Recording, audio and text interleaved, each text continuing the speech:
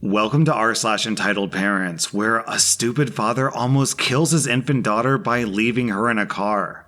Our next Reddit post is from Saris. This happened a few years ago in a mall parking lot. It was mid-July and nearly 39 degrees Celsius, which is 102 degrees Fahrenheit. When my mom and I got out of the car, I saw movement in the corner of my eyes in the car behind us. I thought it was a dog at first, and I said to my mom, "What douchebag leaves a dog inside a car when it's so hot?" When I looked again, I saw that it was a baby, a 1-year-old girl sitting in the back of the car. I told my mom, but she thought that I was kidding. I ran inside the mall, found a security guard and told him about the baby. The security guard made a call through the speakers warning the owner of the car. I led the security guard to the car with my mom following us, dumbfounded by this actually being true.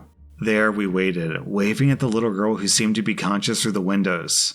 Eventually, a man showed up, and he started yelling murder when he saw us. "Stop! That's my car! My daughter's inside!" The security guard said, "Yeah, you moron, your daughter's inside. Open the car doors." The father unlocked the car, and at the security guard's request, he took the baby outside. The car was an oven. The baby was soaking wet, covered with sweat, and she started crying the moment she felt the relatively fresh air outside. The security guard guided us inside and gave the father a cup of water for the baby to drink. When the security guard handed the cup of water to the father actually had the audacity to drink it first. My mom exploded at him, screaming at the man to give it to his daughter. This guy really didn't seem to understand what was happening. He actually tried to go back to his shopping after the girl had finished her water. The security guard stopped him by putting a hand on his shoulder. The security guard said, "Stay right there. My colleague will take your baby, okay? We're waiting for the police and for the ambulance to arrive. Stay calm, breathe. Your daughter is okay, but we have to make sure of what happened, okay?" Throughout all this, a mall worker had been tending to the daughter and giving her water non-stop. And the father said, "Maybe give her another cup of water, it's hot." The security guard yelled at him, "Dude, shut the F up, the police are on the way." And from there, my mom and I just left. There was nothing we could really do to be helpful, so I gave the security guard my info when we went on our way. When we exited the mall half an hour later, the guy was gone, the daughter was gone, but the car was still there. And the security guard waved to us with a big smile. A few days later, the cops called me to confirm the details of what happened. During that phone call, the cop told me that the father was facing a fine, years in prison, and had already lost custody of his child. Our next Reddit post is from Word Nerd. Background: I own a 32-unit facility that houses felons who have finished their sentences and need some help returning to society. Each unit houses 2 clients. We do stuff like teach them computer skills, teach them how to cook, build a resume, stuff like that. At 6 a.m., my night manager calls me and tells me there's a lady pounding on the door, insisting she needs to talk to whoever's in charge. So I tell him to give her my number. Before I'm even off the phone with him, she's calling me. Before I even introduce myself, she goes off, accusing me of kidnapping her son, who's 34 years old by the way, and is 100% here of his own free will, and that I'm forcing him to work for me. And by the way, he doesn't work for me, he works at a recycling center. Then she goes on about how, as his mother, she needs to be able to see what kind of conditions he's living in, but he refuses to let her visit. According to her, he would never refuse to see her unless he was under duress. So what she needs, what she demands that I do, is to come to the facility to unlock his door so she can go in and look around. I told her that is not gonna happen. I'm not letting her into someone else's home. She is not a resident here. Her son isn't the only person who lives in that space, and I would need permission from both her son and his roommate to let her in. She has no right to be here. Now, please just get off my property or I'll have you trespassed. That caused her to shriek, "How dare you!" into the phone, and tell me that if she isn't let into the room within 10 minutes, she's going to call the cops and have me charged with kidnapping. I tell her go ahead and I hang up. I wasn't at the facility, but from the security cam footage, it appears that when the cops that she called showed up, and after she explained the situation to them, her son came out the front door and told the cops that he didn't want to see her and that we didn't kidnap him. She went into a rage and attacked her son, but he didn't get hurt. He just backed up and slammed the door in her face. The cops took her away. I don't know what's going to happen to her, but man, seeing that dude's mom, he did not have a great start in life. On this channel we trash on entitled parents a lot as like, haha, this is funny, these people are so weird or whatever, but stories like this are really depressing because it shows that there are real life consequences to being an entitled parent. So obviously we can't say why this guy ended up in prison, but would anyone be surprised if it was because he had a terrible parent growing up? Our next Reddit post is from PF Ghost. This story is about me, my dad, and my mom. I'm a girl, and at the time of this story I was 18 years old. My parents must have been divorced for a very long time. During my senior year of high school, I was taking dual courses in college, so I wasn't excited about my high school graduation. My dad and stepmom decided they were going to throw me a small graduation party to celebrate. It was really small, only my grandma and siblings were invited. It was more like a barbecue. However, I had no idea that it was happening because they wanted to surprise me. My father reached out to my mother and told her they were going to have a small celebration for me and that she was welcome to come. My mother became outraged that I didn't call and personally invite her. She called me one night and screamed at me for a solid hour. Here's a part of the conversation. Hey mom, what's up? Why didn't you invite me to your party?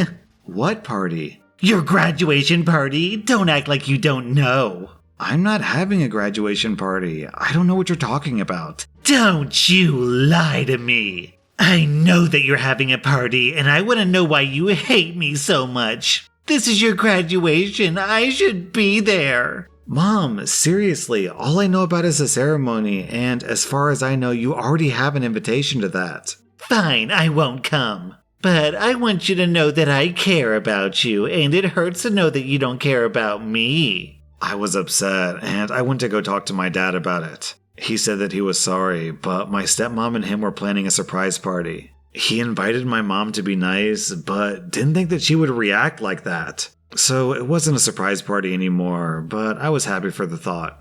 A few days later was the graduation ceremony. After the ceremony, I met up with everyone for pictures in my cap and gown. My mom had purposefully dragged mascara down her cheek to make it look like she had been sobbing. I know that it was on purpose because not only does she have waterproof mascara, but her makeup was perfect despite the amount running down her face. We took pictures and she refused to smile in any of my pictures. She made sure that every picture she was in, she frowned as hard as she could and scrunched up her face. She looked like a toddler having a tantrum. She decided not to go to the party afterwards. She did, however, call me every 20 minutes to express how left out of my life she felt. The party was fun though, and I have many smiling pictures of my dad and me. Wow, OP, for the life of me, I can't figure out why your parents got a divorce. On second thought, maybe it has something to do with the fact that your mom is an absolute nutcase. Our next Reddit post is from It's Personal Man. So, my neighbors have 3 boys, all under the age of 7. In my first encounter with the mom, she promptly tells me that her kids wander. I naively thought that this might mean they would randomly throw a ball in my yard sometimes, so I didn't protest too much. Our yards are unfenced and we share a driveway. Oh boy was I wrong. My yard, deck, front garden, and even the inside of my house were seen as an extension of their space. The boys would even have sword fight tournaments on my back deck off of my kitchen. The parents would literally do nothing. I was put in a position many times to ask for more privacy because this was affecting my work and my well-being because I'm a very private person. It took some pushing, but finally things got a bit better. The kids would still wander, however, not at a level that I was willing to cause drama over. This past winter, I decided to put in security cameras. I live alone in a not so great area, so I wanted some peace of mind. I also wanted to document encroachment in case it got bad again. Since then, the cameras have picked up a lot of encroachment from the kids, but I didn't raise an issue.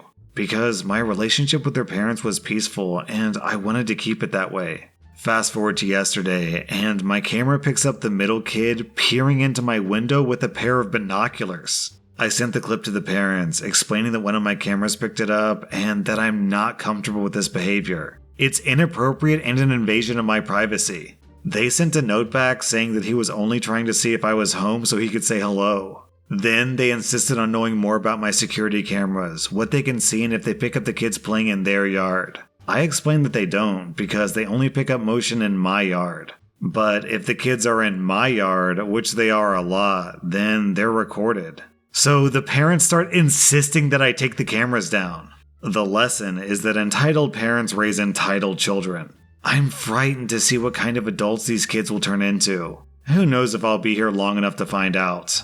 OP, they say that good fences make good neighbors, and in your case, it sounds like you might want to spring for a barbed wire fence. Our next Reddit post is from Deleted. I work in a children's hospital and I register kids for surgery. We get a lot of people from different ethnicities and background. All around, I love my job, but occasionally there's an entitled mother that just isn't too much fun. So I get a phone call from an entitled mother that goes something like this. Same day surgery, this is OP. Hi, yeah, I'm letting you know that we're not going to be there until 11. I'm not waiting an hour for my kid to go back to surgery. I should mention that we make patients check in an hour and a half before surgery so the pre-op nurses can get vitals and the doctors and anesthesiologists can come talk to them beforehand. And also, the kids aren't allowed to eat anything before surgery because it poses a huge risk with anesthesia. I say, okay, let me transfer you to the pre-op team so you can let them know. I thought nothing of it, and I figured the pre-op team would explain everything as they usually do.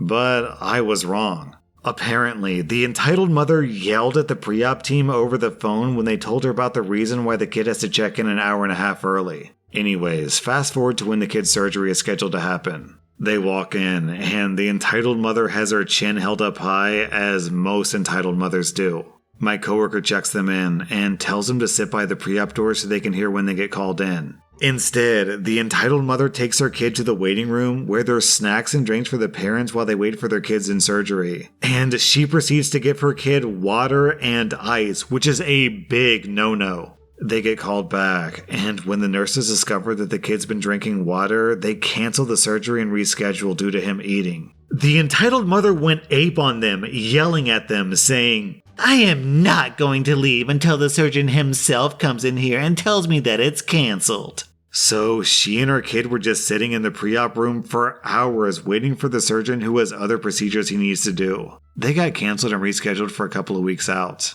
Fast forward a few weeks to their next scheduled surgery. They don't show up for that one and get rescheduled again. Then, today, which is a month and a half later, they finally show up, which is only 20 minutes before the scheduled surgery. She came in with her chin stuck up again. But this time, she wasn't a complete idiot, and she didn't feed her kid anything and he got his procedure.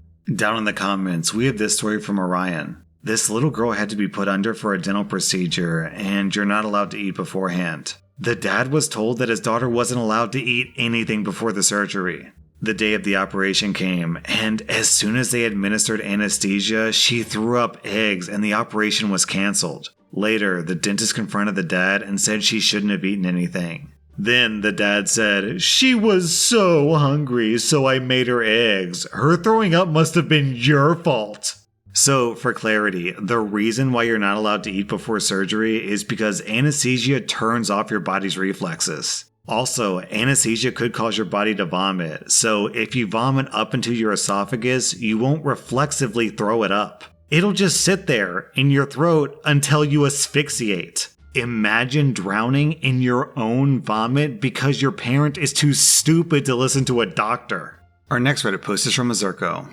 A little backstory, my dad used to flip houses for a living. Back around 2010, he got the bright idea that he was going to eventually marry the woman that he cheated on my mom with. His health wasn't the greatest back then, so instead of flipping some of the houses, he turned them into rentals. He also decided to put my name on the title for one of the rental properties so that after he married, if he died, the house and the income would come to me. I signed all the paperwork, so technically the house is mine. Fast forward to last month. My dad has since been in prison, so he calls me up from jail and says, hey, remember that house on X Street? We've got a realtor interested in buying it. Are you interested in going ahead and selling? We can split the profit, and I'll use my half to pay for my funeral. I was thinking, cool, I get my inheritance early, and I don't have to deal with the stress that comes with a funeral. So the deal is made, and my dad calls me again and tells me to have the lawyer cut 2 checks, each for half of the sale amount. I am very confused, so I ask why. He says, I need you to take half for yourself. Then, for the other half, take a certain amount and save it for my funeral and give the rest to my wife. I also found out that Dad divorced his wife, Jane, right before he went into jail. My dad will be in prison for another 5 years, but due to his failing health, he'll probably never get out. This only made me more confused, so I asked her why would I be giving her anything? Because she lives in the $500,000 house that my dad bought for her and stupidly put in her name. My dad gets into a huge huff and tells me to just do what he says and not ask stupid questions or else he'll stop the deal. My dad's been calling and emailing me daily to ask about closing so that Jane can come collect her check. Each time he called me, I told her that I won't give her the check because the lawyer won't cut the check like that. The most that Jane is ever going to get from me is my 2 cents about what a piece of garbage she is. And if she wants anything from this sale, I want the money that she's been collecting in rent for the last 3 years. I know that this is going to make my dad mad, but the level of how much I care is very slim. What's the worst he can do? Not call me? And then down in the comments, Peppa Pig Killa says, I'm totally interested in why your dad's in prison. But that's none of my business, so ignore that curiosity. Jane sounds like a knob. Also, it sounds like your dad's trying to win her over by giving her money. And then OP replies, my dad got busted for running a drug ring, mostly to help fuel her lifestyle. The funny part, though, is that she's 100% trailer trash that he brought into his nice house. OP, your dad was selling drugs to give money to his wife? And then, even after they got a divorce, when he's in jail, he's still trying to give her money. Man, that woman must have been incredible in bed. That was rSlash Parents, and if you like this content, check out my podcast where I publish the exact same episodes. Also, hit that subscribe button because I put out new Reddit videos every single day.